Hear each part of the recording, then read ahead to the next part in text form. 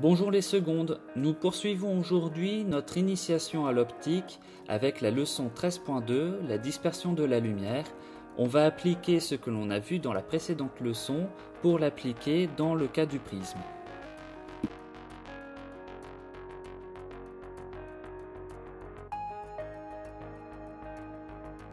Dans la leçon précédente, nous avons vu qu'un faisceau de lumière subit une réfraction et une réflexion lorsqu'il change de milieu de propagation. On sait aussi que l'angle de déviation dépend de l'indice du milieu. Il est possible de calculer cet angle grâce à la deuxième loi de Snell-Descartes, à savoir n1 fois sinus de l'angle I1 est égal à n2 fois le sinus de l'angle I2.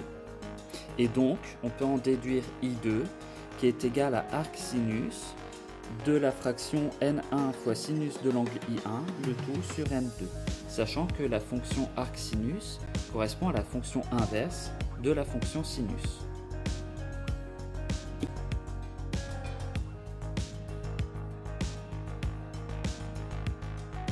Appliquons ce que nous venons de voir dans le cas du prisme. Lorsqu'un faisceau arrive sur l'une des faces du prisme, celui-ci est dévié du fait du changement de milieu de propagation en passant de l'air au verre. Ce faisceau lumineux arrive sur une deuxième face du prisme et là encore, pour quitter le prisme, la lumière change de milieu pour passer du verre à l'air et subit donc une deuxième réfraction et est de nouveau déviée. Au total, la lumière subit donc deux réfractions.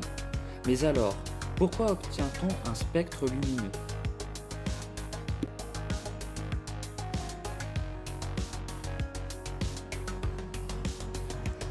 Il faut savoir que le verre est un milieu dispersif, ce qui signifie que son indice de réfraction n dépend de la longueur d'onde. En effet, pour le rouge, n est égal à 1,510 et pour le bleu, n est égal à 1,520.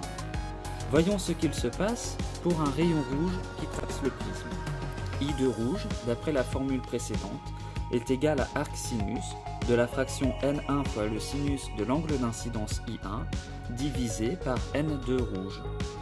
Considérons que l'angle d'incidence I1 vaut 30,0 degrés et en sachant que l'indice de réfraction polaire vaut 1,000, on a I de rouge est égal à arc sinus de 1,000 fois sinus de 30,0 degrés, le tout divisé par 1,510. On obtient 19,3 degrés.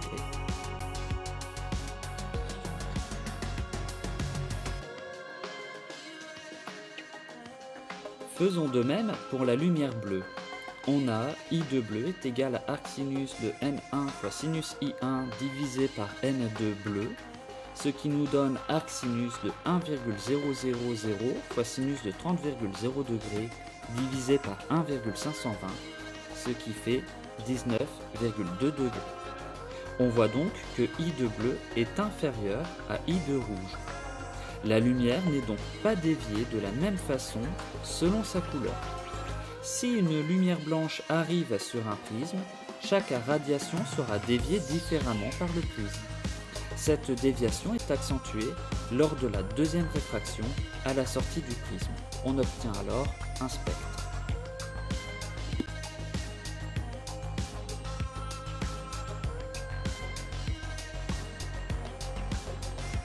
La dispersion d'une lumière polychromatique, c'est-à-dire composée de plusieurs radiations et donc de plusieurs couleurs, est le phénomène de séparation des radiations qui composent cette lumière.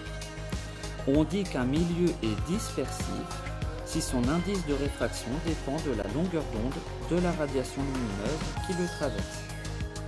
Ce type de milieu permet de décomposer la lumière blanche.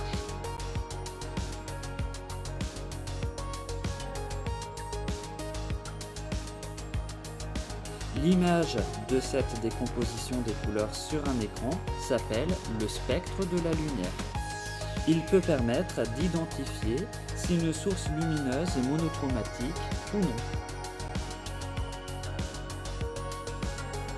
Vous savez maintenant tout sur la dispersion de la lumière par le prisme. Ce phénomène s'observe aussi avec l'eau lors de la formation d'un arc-en-ciel. L'arc-en-ciel est une application directe de la dispersion de la lumière du soleil par les gouttes d'eau de la pluie qui tombent. Chacune des gouttes agit comme un prisme et dévie les rayons lumineux différemment en fonction de leur longueur d'onde et donc de leur couleur. La multiplicité des gouttes nous donne une vision d'ensemble de ce phénomène de dispersion qu'on appelle arc-en-ciel.